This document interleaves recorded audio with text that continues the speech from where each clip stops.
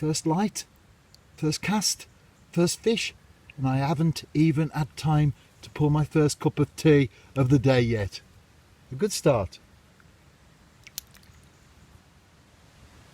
Second chuck, second fish, and I still haven't had time to pour a cup of tea yet. This is what happens before the pike move into the area. Make hay while the sun shines, is what I say. Good principle for life, isn't it, that one? Another species for this one. I knew I had these in the swim because the prawns have been whittled away. Slight movement on the float, so I knew something was going on and I could tell what it was.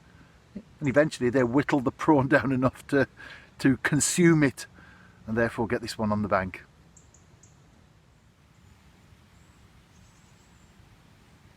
Fishing with prawn, we all know what a prawn looks like, even if we're not an angler. In fact, I've been buying so many packets recently.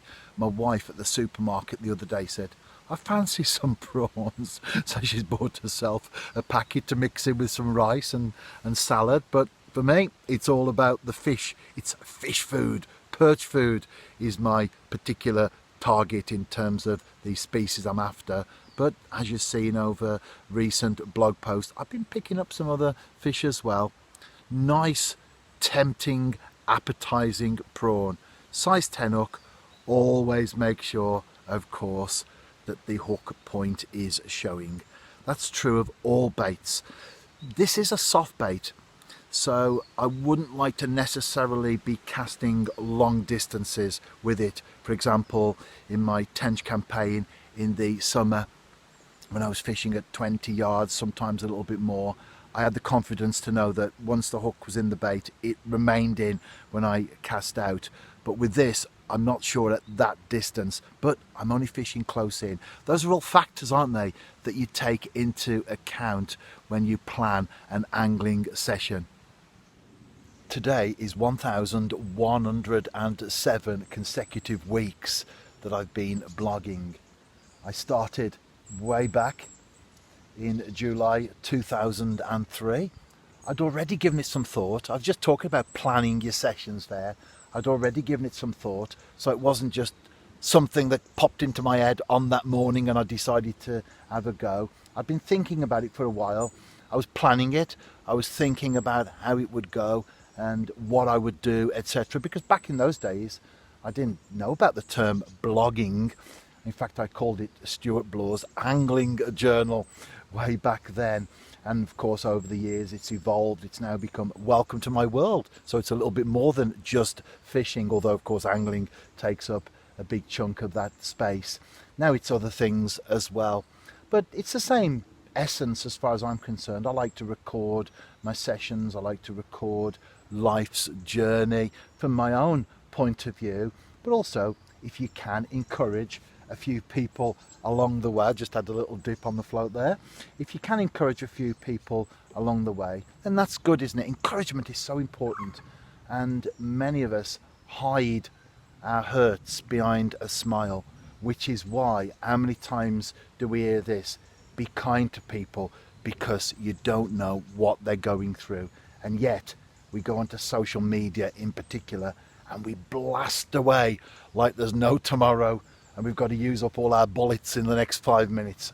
And we don't understand, do we, how hurtful our comments can be sometimes.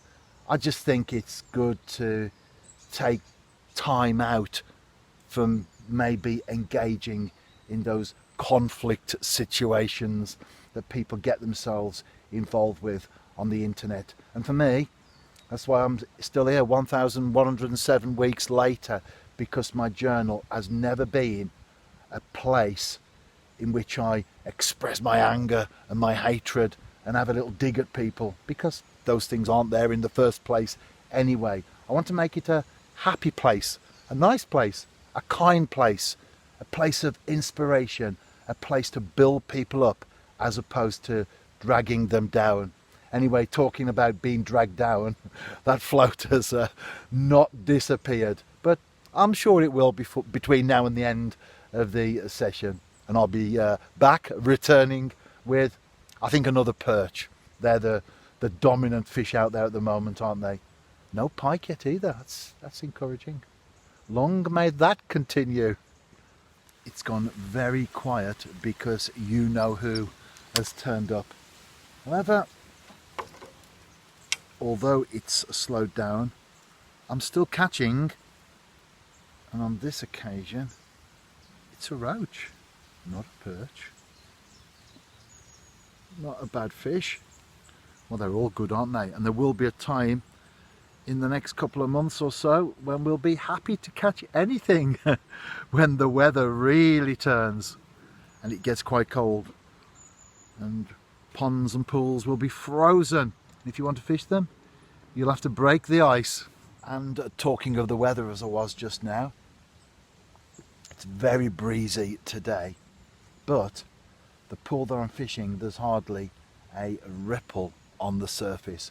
I'll write more about that in the blog post, but again, they are thoughts and considerations, aren't they, when you choose your session, when there is excess weather conditions, whatever they may be. But as far as wind's concerned, as I say, I will share more of that in the written blog post, which of course you can find if you are on YouTube via the comments box or the description box. For now though, let's enjoy the calm conditions. We have got some rain forecast for later, possible thunderstorms as well. Mind you, we had that predicted yesterday, didn't happen. I was cutting the lawn in the afternoon because they were due to arrive, all those winds and rains and thunderstorms. Didn't happen. It's quite interesting, isn't it? How they tell us what the weather's going to be like in 50 years time. I don't even know what it's going to be like the next hour.